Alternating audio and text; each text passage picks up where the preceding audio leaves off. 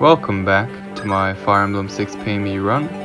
Today we're tackling chapter 12X. It's our second Gaiden chapter, and at the end of it we're going to get the legendary Axe Armads. Might be a weapon that's familiar to a lot of you if you've played FE7 or Fire Emblem Heroes. But it started in this game, it's an FE6 weapon. Got robbed from all the FE6 Axe units and given to Hector instead. As for the chapter, pretty simple, pretty easy. I guess you can tell by the video length this is a really short chapter because it's very simple. It's just a short collection of corridors in the dark that we have to get through, get to the boss and kill him. As with basically every other chapter, except there's not a whole lot of additional objectives in this chapter, and a lot of the enemies are very weak as well. There is a gimmick of, well actually there's two gimmicks. The first gimmick being that it's in Fog of War, so as we experienced in earlier chapters, you can't see enemy placement on the map unless your units are close. And the second gimmick is, as we'll see in a few seconds here at the end of enemy phase, that poison fire, I guess, shoots out of the walls. Poison gas, probably. I don't know why I said fire. Shoots out of the walls at specific spots and poisons your units. There are also a lot of chests around. There we see some of that poison gas. There's also a lot of chests around. Some of them you actually just can't get to before enemy thieves do, so you'll need to steal whatever items the thieves take first with your own thieves. But most of these items in these chests are not valuable. I didn't bring any chest keys because there are only two items that are worth having. One of them's a gem of some sort. I think it's a blue gem, maybe a red gem. And the other one was a weapon of some sort that I also didn't need, I think. Nice little up from Boars there. So every other chest basically has a combination of an elixir or an antitoxin or something else kind of useless. I know one chest has chest keys in it, which I always thought was kind of funny, opening a chest so you can open more chests. But I'm not going to bother opening any of these, as I said. I'm just going to gun straight to the boss.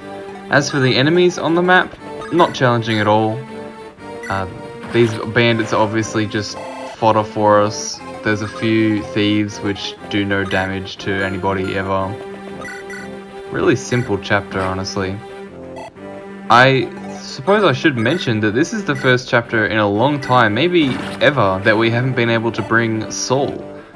Or Sue for that matter. We don't have Sue or Saul because they're at the bottom of the deployment list, and we could only bring 11 units to this chapter because it's a Gaiden, I guess.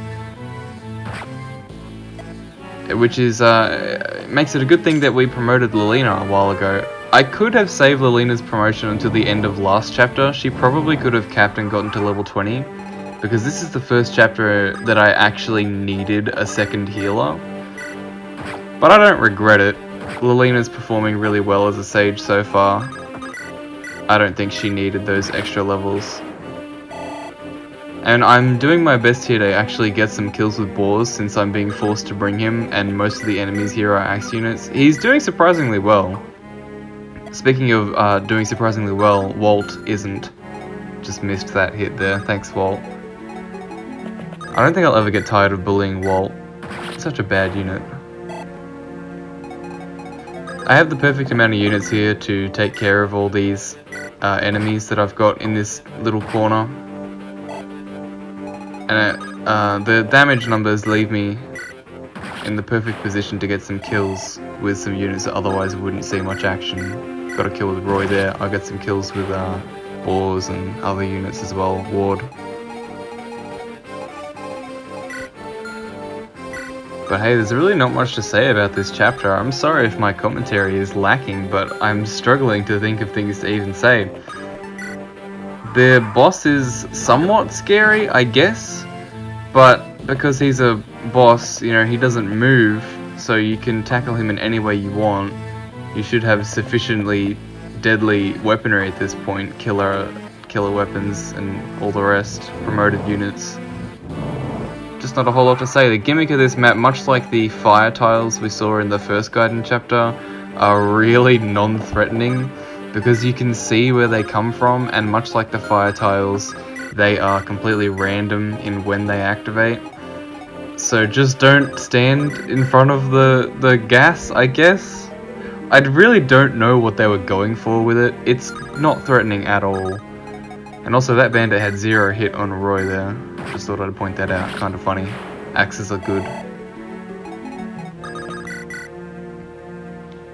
Yeah, axes are so good. Even my units don't have any hit at all.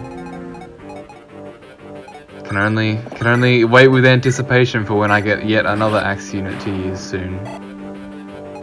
Speaking of soon though, this chapter is kind of a breather before the next chapter. Chapter 13 it is really quite something, because there's a lot of things going on, a lot of objectives and some difficult things we have to do. But I'll talk about that of course when we're actually playing chapter 13. As for the rest of this chapter, it's really simple. I initially was going to bring Sue with chest keys and no, just chest keys. There's no doors on this map. I was going to bring some chest keys on Sue.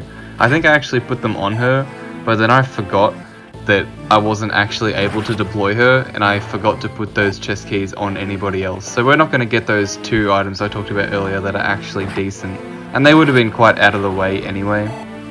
One of them is at the top left of the map, and one of them is in directly to the right of where Rutger is right now, in another corridor.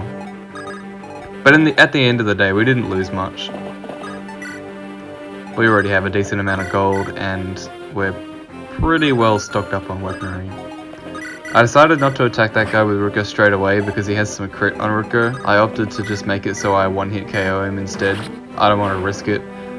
I know 1% crit is really not all that scary, but it's happened, man. I don't trust Rutger anymore. I don't trust him around those low percent crits. It's not happening on my watch. I'm not even gonna give him a chance.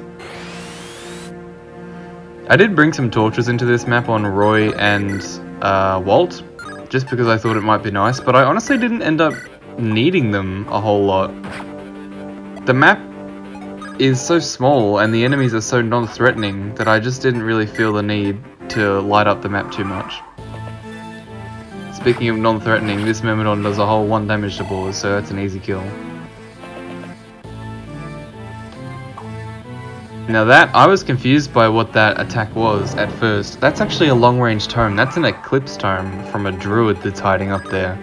And Eclipse is easily the least threatening long-range tome, or even long-range magic in general, including staves, in the whole game. Not because the effect is anything to scoff at, but because of the hit rate.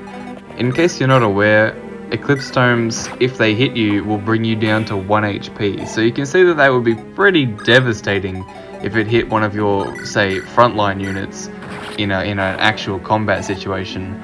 But the thing about Eclipse is, the accuracy is garbage. It doesn't ever hit. I'm never scared of Eclipse druids, and you shouldn't be either if you ever play this game or another game with Eclipse. Or actually, I'm not going to speak for other games. I only know FE7 and FE6 so far. So they're not scary in this game is what I'm trying to say.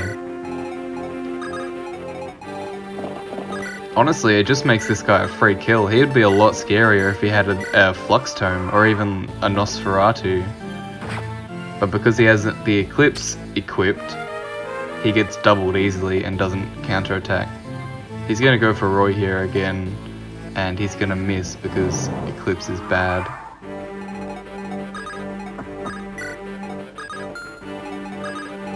I gotta say, it's so nice having all these promoted units that have higher move than unpromoted units. It makes it a lot easier to get through some of the chapters and some of the maps in this game, which can be quite big. See there, that druid goes down really easy.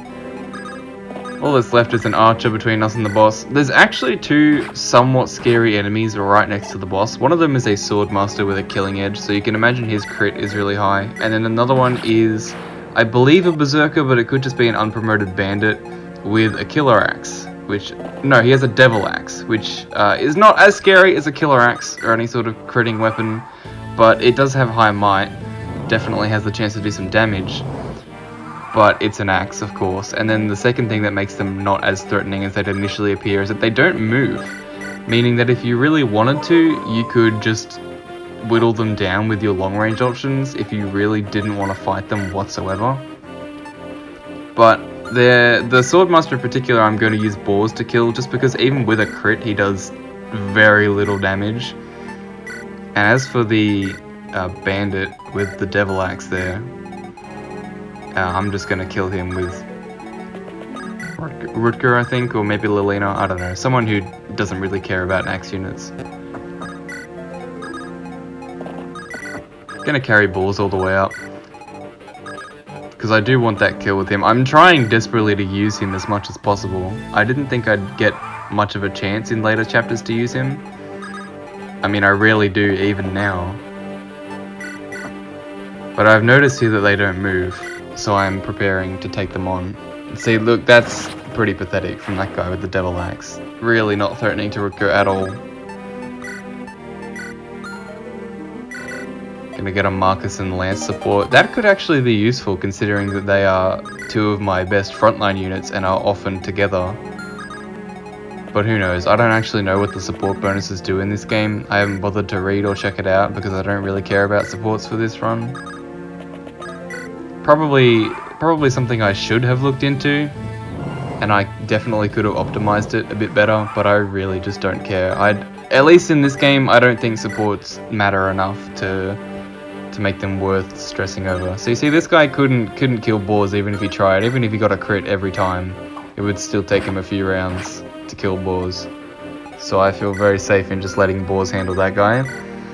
And we'll send another one of our units up to deal with the boss. The boss is actually a little bit scary. He has a killer axe and or is it a silver axe? Either way, he's a berserker, so he has a lot of crit. A lot of crit on everybody, and he would absolutely kill anybody that he crit. So I really didn't want to take that chance. I'm just going to use Lilina from range to whittle him down.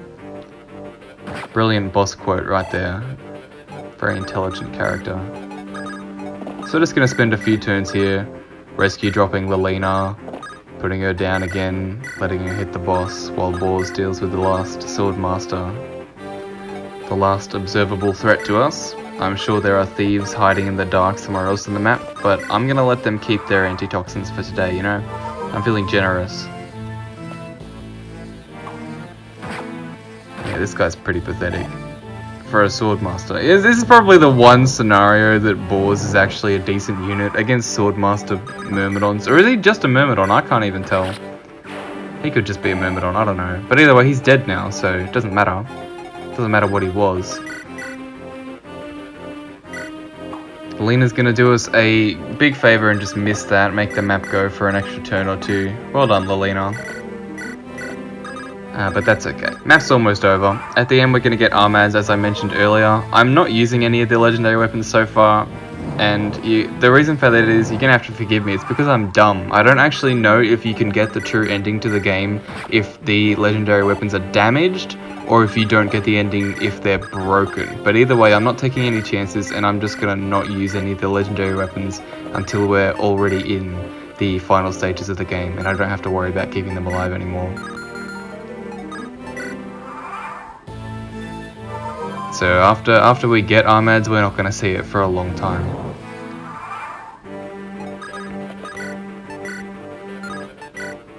Two more turns here. Or maybe even just this one. I might just kill him with someone who can actually hit him. There you go. Wolt has some hit. Well done, Wolt. That wasn't even a killer bow. But he did it. Level up for Wolt. And we're going to finish the map on a high note. HP, strength, speed. Is this Wolt? Is this my Wolt? Getting strength and speed? Impossible. Anyway, that's the map. Thanks for watching. I'll see you next time.